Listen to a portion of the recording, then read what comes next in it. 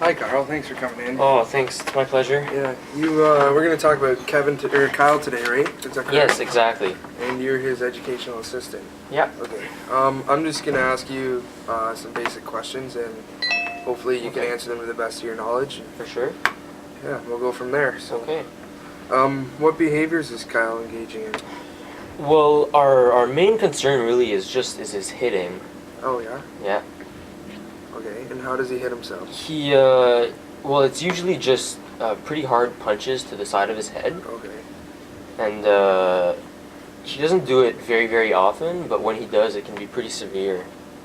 Okay. And what other behaviors does he have? Well, he has a hard time listening sometimes when we're not necessarily doing activities he likes. Okay.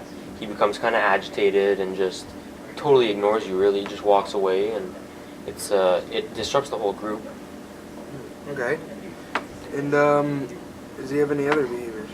And well, sometimes when his listening gets out of hand, he'll stop eating. Oh, yeah. It doesn't happen very often again, but and it doesn't pose too much of a danger because he'll eat at home usually, based on what his parents tell me. Okay. But it's still something that we'd like to work on. Okay. Is there any other behaviors that you'd like to work on with Kyle? Not particularly. I think those are the main ones, really. Okay. Excuse me. Which of the behaviors described above occur together? So. Well, after he refuses to participate in activities that he usually doesn't like, then that's when he just stops listening to us completely. So he'll just ignore us, he'll walk away, and then if you really force him and push too much, then that's when he really starts to hit himself. Okay. Is he on any medications? Yeah, he's on melatonin that it helps him sleeping, or for sleeping. Okay. Yeah. And do any of these medications affect his behavior? Well, I know that on certain days when his parents let us know that he did take them, he's a little bit drowsy, but it doesn't really change too much. Okay. Does he have any medical complications at all? He does suffer from the celiac disease. His behaviors aren't too much affected, but it is something to take note of. And what about his sleep cycles? Oh, those are another tough one. They're very, very inconsistent, and when he doesn't sleep too well the nights, he becomes very cranky, and his behaviors start acting up much more severely. Okay, that's typical. And what about his eating routines, his diet? Well, as I was saying in his for the behaviors, he on certain days he will refuse a meal or two, but otherwise he really, really eats well. He is on a gluten-free diet to cope with the celiac disease, but he is normally a very good eater. Okay. And what's his typical daily schedule on a everyday basis? Sure. Well, at home, I'm not exactly sure what the schedule is, but I know that once he arrives at school, we try to start activities as early as possible, just so that they don't get too bored. Around what time is that? So we would start activities at around 8:30, usually a few minutes after the first bell rings that he actually arrives. Okay. And then, so we do activities for about two hours. And then we do a little snack break so that he can just kind of de-stress and calm down a little bit. And then at 12 we have lunch, which usually goes very, very well. And then after lunch we go back to some more schoolwork, which it does go better than it does in the morning, but it's really at the end of the activities at around 2 o'clock that most of the behaviors arise. That's when he's bored and he really just wants to go home. So then obviously at 2:30 when his parents come to pick him up, his behaviors go right down, and because he listens to his parents much better. So being picked up is usually a good day or a good reinforcement for him. Okay, yeah. And then again, after that, I'm not too sure how his schedule is at home, but his parents don't really talk too much about his behaviors. Okay. And how predictable is his daily schedule? It's in the morning the schedule is always indicated on the blackboard we have in class, so that he can go up and we explain to him what we're going to be doing during the day, and it's yeah, so he's always really aware of what's Okay. going to be happening. But yeah.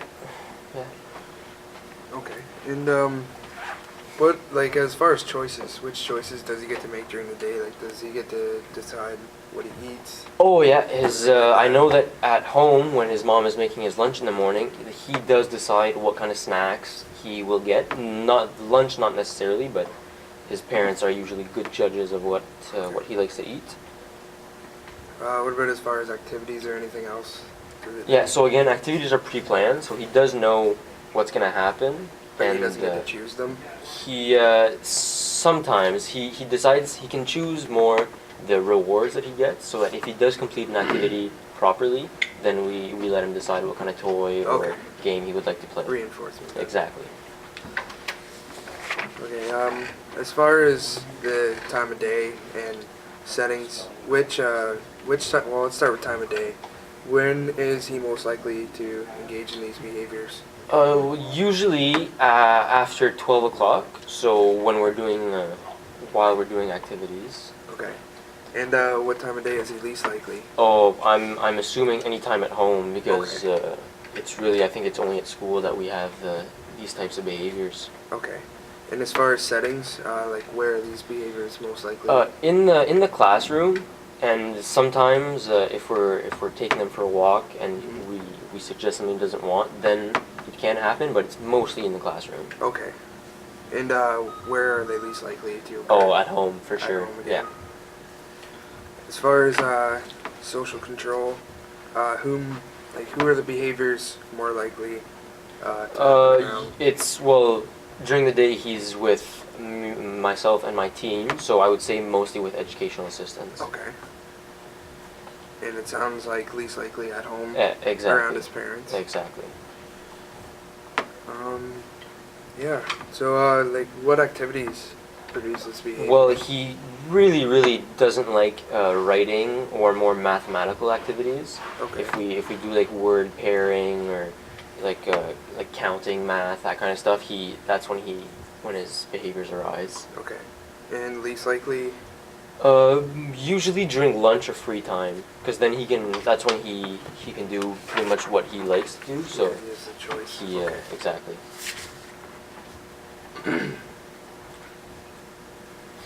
Are there any other particular situations or events that we didn't just go over that will set off the unwanted behavior? I know that when we're transitioning from work time to, when we're transitioning from reward time to back to work time, that's when Kyle's behaviors start.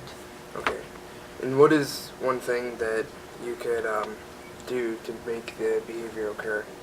If we force him to do the work, so if we don't let him leave the table before he's done, that is a very big set-off point for him. Okay. Okay, so how are his behaviors when you ask him to perform a difficult task? That's usually when it acts up, because Okay. I mean math and like the writing field again can be kind of difficult for him, so that'll usually set them off. How are Kyle's behaviors when you interrupt a desired event? It kind of depends. If we interrupt to go do something else, then he'll kind of set them off. But if it's just to stop doing something and maybe continue with a different toy, then he can usually accept that. Not do that. So what are Kyle's behaviors like when you give him a request or a command or? That's when they're most likely to occur. Being stern with him or kind of forcing him to do stuff he doesn't really like that too much. Okay. And that's when, and if you do that too many times, that's when the hitting kind of starts. Are his behaviors, are they more or less likely to occur if you present him and do not, like, present him with a task and don't pay attention to him. So if you ignore him, then he'll just become uninterested in the task. Really, his behaviors per se aren't really too much affected. It's because then he won't take any interest in the work to do. okay. What about changes in routine? How do they affect his behavior? They are usually more likely. Certain days when he's kind of drowsy or tired after taking his medication, then it won't affect him too much. But if he's fully alert and kind of really focused, then changing the routine can be a problem. Especially if you change what was already on the schedule that we planned out for the day. Okay.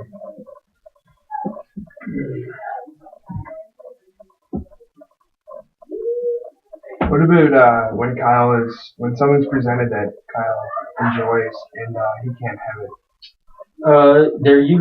He doesn't really react too much to that because they're always we try to keep them in his sight just as a reminder of like the potential reward that he could have for completing his task. So we try not to hide them or surprise him with them when it comes to time. They're always there for him to use when he needs to. So yeah. Okay. And what are his behaviors like when he's alone? Oh, they're much less likely. Okay. Yeah, because when he's alone, he's usually in a comfortable place, like watching TV or playing with one of his toys. So that So usually really when helps him. Kyle acts up with this unwanted behavior, what does he get out of it? Well, when he hits, we don't really have too much choice but to stop doing the work because then we have to focus on getting him to calm down and just kind of de-stress. But when he's and it's really to avoid. I think that's the main focus is just that he likes to avoid doing the work. Okay. And then we try not to punish him too much, but yeah. Oh, okay. So whenever he gets his way, the behaviors. Exactly. Okay. And what about for his refusing to eat? If he refuses to eat, sometimes if we present to him a different snack, then he will. I mean, we always have a stock in class in case the food gets soiled or whatever. Yeah. So we can usually offer some other stuff, but Okay. yeah. Okay. And what about when he refuses activities? Like, what does he get Well, out of then that? that's when we would kind of give him a timeout. But then again, it's just to avoid working, right? So. Okay. And what about when he refuses to listen or ignores? We kind of try to ignore it also, just so that we don't give it too much attention. Okay. He doesn't really obtain anything. It's more if we tell him to come back, then that's the attention that he likes. So it's Okay. not. We try not to do that too much. So again, reinforcement. Exactly. Okay. What physical amount of effort is put into these behaviors? Well, depending on the length, I guess he can be pretty exhausted, especially after hitting. It tires him out pretty well, and then after when he's tired like that, then he'll sometimes refuse to listen and then ignore you before he kind of calms down and gets back into the usual flow of things. Okay. And kind of like what we went through before, as a payoff as far as his behavior goes, he usually gets his own way as long as, except for the one when he gets a timeout. Exactly. Because we can't really not help him when he's hitting, you know. Yeah. And then the only problem is that if we let it continue, then it disrupts the whole group, which is really just as bad as ignoring it. Of course. How long does it take for Kyle to get his payoff when he behaves in this unwanted way? It's usually immediate. Again, especially with the hitting, because we can't just let him keep hitting himself, right? Because then it can really harm him. So unfortunately it's quite immediate, which probably produces more behavior. But Okay. And as far as his sense of communication, like does he talk? Kyle, he's nonverbal, so he uses mostly gestures, and the communication boards. But the communication boards we only use at school, Okay. just because at home it's usually quick decisions that I need to make, so gesturing is probably a better option for that. Okay. And what about when he's trying to tell you something? How does he go about that? He'll kind of lead you to it or point to it. He does understand certain simple gestures. He doesn't understand sign language, but simple gestures, that's his main way of communicating. Okay. Does Kyle follow like verbal requests or instructions he understands? He can follow them, especially like mostly when it's something that he will enjoy doing. If you're trying to prompt him to work, then verbal requests or any kind of request really don't work. But he usually does respond very well to verbal Does requests. Kyle respond to sign language or any gestures? He said he doesn't understand sign language. Yeah, exactly. Simple gestures do work, but he does prefer verbal communication. Okay. It's easier for us, and he does understand that he's just nonverbal, so Okay. it doesn't. And as far as telling you yes or no, like how does he go about that? Does he just nod? The head nodding not too much. It's like he'll lead you away from something he doesn't really like. When he's trying to say no, he'll kind of go away from it, and when he's yes, it's a point, or he'll become maybe a bit more enthusiastic about it. So Okay. And how about what Kyle enjoys to do? Like you said he likes his free play and everything. What makes him happy? exactly. So the sensory toys, really. That's to keep him calm, keep him interested. The yoga ball, and I know at home he watches a lot of television also. So those are usually like stuff that he really enjoys doing, and that can be easily used as a reward. And as far as his behaviors, what have you guys done to try and change his? Well, at school we've tried to limit his time with his toys and all that kind of stuff, but it led to more increased hitting, which is we weren't necessarily ready to deal with that, being that we have to take care of a big group. And we tried also being a bit more persistent with certain demands, but all of that again his behaviors increased severely. So Kyle, from what I gathered from this interview in total is that Kyle engages in his problem behaviors when he's instructed toward an activity or event, which is either too difficult or undesirable to Kyle. Is that correct? That's exactly it. Okay. And when we begin to work with Kyle, we'll focus mostly on positively reinforcing his good behaviors. Okay. As well. So I will take this interview into account, and hopefully we can create a game plan which will make these problem behaviors become extinct. Excellent. Nice Very to much meet you. appreciated. Thanks a lot. Yeah, no problem.